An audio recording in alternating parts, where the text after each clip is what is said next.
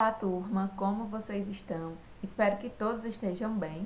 E nessa aula de hoje nós vamos tratar um pouco a respeito do gênero textual conto. Então vamos dar início. Para o conteúdo da aula de hoje, nós vamos estudar um pouco a respeito das características do conto, a composição da estrutura, como ela acontece e os tipos de conto também. Então, o conto, de modo geral, de maneira simplória, ele é um texto curto em que o narrador conta uma história desenvolvida em torno de um enredo, uma situação que dá origem aos acontecimentos de uma narrativa. As características de um conto. Vejam só que essas características é que vai diferir de outros gêneros textuais. O espaço do conto é delimitado, ou seja, é curto, o tempo é marcado, a presença de um narrador, poucos personagens e o enredo.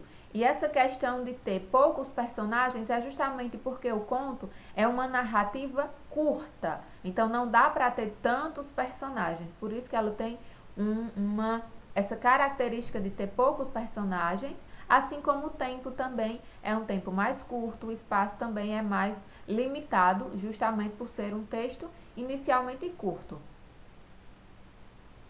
Vamos lá falar um pouco mais acerca dessas características que eu mencionei anteriormente. O espaço ser delimitado, isso significa que o local em que se desenvolve a história é delimitado, como uma determinada casa, a rua, um parque, uma praça. Isso acontece pelo fato do conto ser uma narrativa breve, ou seja, curta, em que não é possível se falar em muitos espaços diferentes. É aquilo que eu já havia falado. Como é um textinho curto, então os espaços também geralmente são mais limitados, justamente porque não dá para aprofundar e não dá para perpassar por tantos ambientes. O tempo é marcado, o tempo do conto é marcado. Isso quer dizer que é possível saber em que momento a história acontece. Esse tempo ele pode ser de duas formas. Pode ser o tempo cronológico, que segue, acontece numa sequência normal de horas, de dias, de anos, e é possível você mensurar o tempo. Então, através da história do conto, pelos marcadores temporais, dá para você entender se essa história ela aconteceu em algumas horas, em alguns dias, em anos, e o tempo vai passando e é possível mensurar isso. Ou o tempo também pode ser psicológico, que é quando as coisas não acontecem na sequência normal, mas de acordo com a imaginação do narrador ou do personagem. Ou seja, esse narrador ou esse personagem pode ter lembranças e esse tempo não vai ser possível você mensurar porque é um tempo que volta. Pode ser uma história que já começa na vida adulta, por exemplo, e de repente ela volta lá atrás só para contar brevemente como era aquele personagem criança. Então, quando essas voltas no tempo, a gente chama de tempo psicológico. As próximas características é relacionada ao narrador. O narrador, em um conto, ele pode ser o narrador observador, que é aquele que conhece a história, conhece todos os detalhes. No entanto, ele não participa, ele só observa e conta. Podemos ter também o narrador personagem, que é aquele narrador que conta a história, mas que também é um dos personagens que participa dessa forma da história também. E também temos um terceiro tipo de personagem, que é o narrador onisciente. É aquele que conhece a história, e todos os personagens envolvidos. Então ele consegue, por exemplo, saber o que os personagens estão pensando. Esse é o narrador onisciente, ele sabe de tudo. Ele sabe tudo o que acontece com os personagens e ele conta para os leitores. Os personagens, como eu falei também, esse conto, o gênero conto, vai ter poucos personagens. Porque, como é um texto breve, não é possível incluir muitos participantes na história. Ou então, ele já seria outro tipo de gênero, já seria um romance ou uma novela, que é um texto maior. Os personagens podem ser principais ou podem ser secundários, né? Que são aqueles personagens mais importantes, e os secundários, aqueles que estão ali permeando a história também.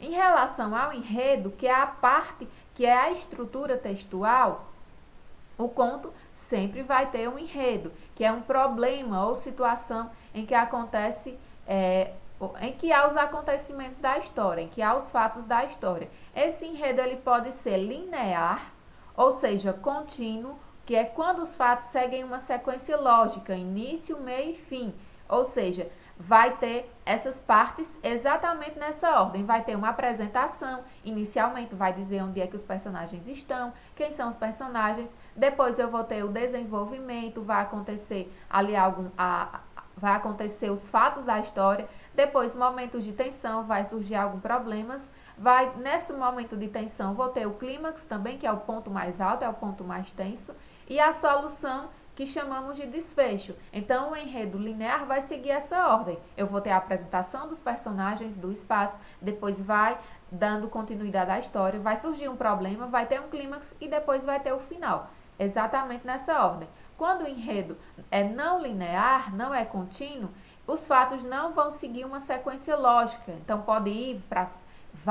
vai para um determinado ponto, volta, e a história vai ser dessa forma.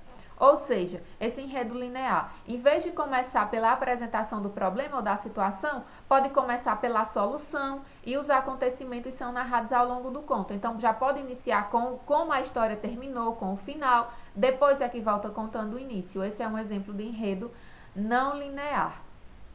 A estrutura, vejam só, essa estrutura do conto, ela está relacionada também ao enredo, vejam só. A estrutura do conto se dá da seguinte forma: a introdução.